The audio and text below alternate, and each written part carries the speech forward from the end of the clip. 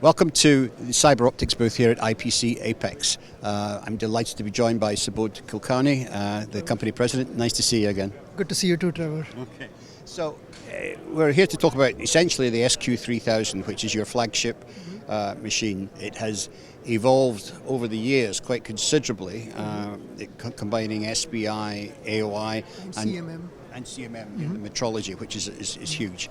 But you've been taking it a couple of steps further.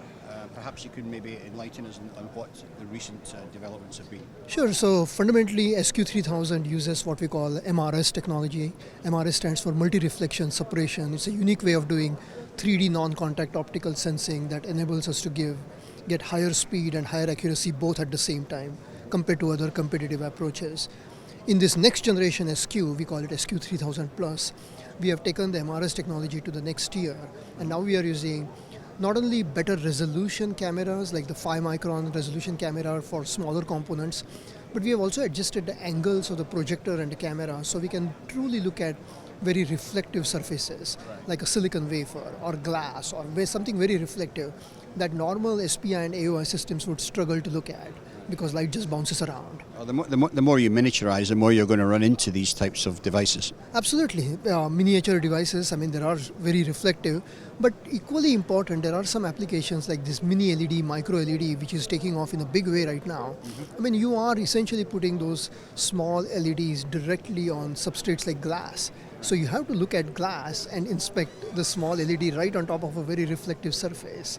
And for that you need these kinds of advancements where you have different projectors, different optics than your conventional way of inspecting. So we are really pleased to have that at this show floor here to show not only how you can get smaller components but also very reflective components. I was talking to somebody yesterday actually about these micro LEDs and the number that you get on a tape or a disc actually. They come on these blue discs. Is that correct? Right now, as far as I know, there's only 2 commercial products that are using mini LED in the market today. One is the iPad Pro, the other is the MacBook Pro, and those are roughly 300 micron diameter LEDs and spaced about 300 micron. The roadmap, and Samsung and LG did a nice job at the CES show in Vegas talking about the roadmap over the next few years. The roadmap for many of these large consumer electronics companies goes to LEDs becoming from 300 micron down to 30 micron, spaced at 30 micron apart. So when you multiply what a big screen television is going to need at 30 micron dots spaced at 30 micron, you're literally dealing with tens of millions of LEDs on one big piece of glass. And the need is to inspect each and every one of them and make sure it's accurately placed and doing the right stuff. That's going to require a whole shift in the technology that you're using to be able to get that amount of coverage. Absolutely. It's mind-blowing when you look at the complexity of the problem and the kind of cameras you need, the kind of image capture. But honestly, you don't have enough storage power to store every part of information. So you want to extract the higher level information and discard the data as it's coming along. Otherwise, you literally flood your system with petabytes and petabytes of data. So how do you get all that information? How do you process it? How do you use artificial intelligence to get the most valuable information for the process and then discard all the remaining stuff that you don't really need to store? It becomes a mammoth problem.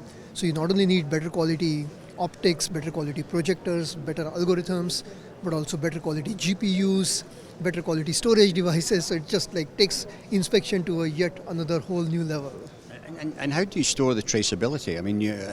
That data that you need to have some traceability on the process.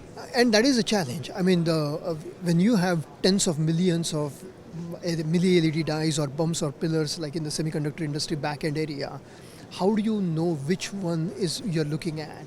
And referencing that within the device itself is a challenge. When you do 5 things, it's not a problem. You can reference each one of them. When you suddenly start talking about 100 million things on one thing, keeping a reference, a datum, the accurate location is not a trivial task. And it is a computationally massively intense problem to solve. So it is a challenge right now. I bet it is. I mean, but one of the things that CyberOptics is very well known for is developing sensors. So I'm guessing part of this roadmap is going to involve developing more sensitive sensors that can work on these things. Yeah, I mean, our history for the last few decades now is to keep innovating clever things in the world of optics and keep bringing the best sensor technology we know how to do. And that's what MRS is all about. I mean, when we launched MRS in 2015, 2016, we launched it in SMT and semiconductor. It's really doing well, getting traction in both industries. Our market share has continued to grow nicely with MRS. With this next generation, we are taking on the next level of problems.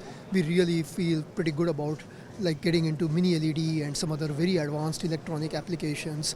But it's not going to end here. I mean, the SMT and semiconductor markets are converging. The needs are getting explosively complicated. Hybrid 2.5D, 3D, all of that is coming along. It's already there. Stacking of wafers is coming along. And need for inspection continues to grow. So we will continue to innovate in the world of sensors, coming up with better resolution, better accuracy, better speed. All the issues that you brought up, traceability, how do you do 100 million things without losing track of every single one of them. And it's a fun, intense problem to solve. A fun one, it sounds like. But, this merging between the SMT and back-end packaging industry, are you seeing evidence of more EMS manufacturers putting clean room facilities inside the SMT factories? Absolutely. I mean, we have had many interactions with customers right at the show floor who, like 5 years ago, nobody ever asked us about the kind of interfaces that semiconductor industry uses, or even clean room standards. A lot of questions coming from customers are related to that. So you can clearly see where they are starting to come from. They realize that SMT equipment is no longer the conventional PCB industry equipment. They are moving into packages and hybrid devices. They need clean room, they need the semiconductor interfaces, and vice versa. When we go to semicon, it's no longer the pure play semiconductor customers that we see. Some of the SMT people are going in those shows and asking us questions in those shows too. So we feel we see the perspective from both sides, but clearly convergence is going on as we speak. I mean, I would imagine it's these micro LEDs and mini LEDs, are they being assembled in a clean room environment because of the form factor so small? Absolutely. I mean, they are being assembled in class 1000 type facilities. Right. They are monitoring particles. So that's likely to put the price of them up quite a bit, I would think. Absolutely. No, these are very sensitive devices. Obviously, every piece of dirt, and dirt can be 20-30 microns easily, right, can destroy your pixel. Yeah. And 1 or 2 pixels, you may not notice it. But if you have 100 pixels missing on a big piece of glass, you will notice some weird problems with your display. So every piece of dirt becomes important. So things are moving in the convergence is clearly at play here. I mean, the 30 microns is certainly a very small size, of course, but I mean, we're hearing stories in the industry of people moving down towards the sub 5 micron space. I mean, are you going to be able to cope with that?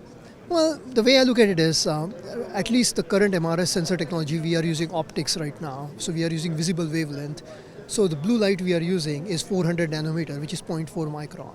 So we think we can take the technology down to about a micron without losing the prowess of the technology. Right. So, and everything we have seen so far, whether it's the bumps pillars in the back end of semiconductor area, or the mini LED or micro LED in the electronics area, everyone is trying to take it down to 25-30 micron, maybe 5-10 micron as you suggested.